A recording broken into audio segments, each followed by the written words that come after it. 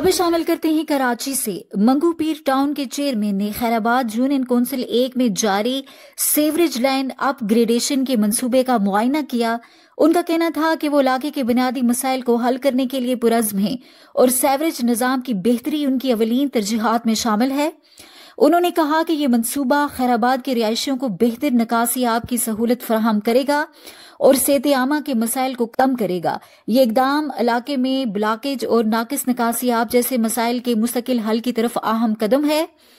اس موقع پر municipal commissioner آغا Khaliq, superintendent engineer حسن شیخ، vice chairman Rana عارف، district waste کے information secretary علی اکبر کاچھیلو، AEE آفاق عالم، سب engineer Junaid Siddiqui اور علاقائی عوام بھی موجود تھے۔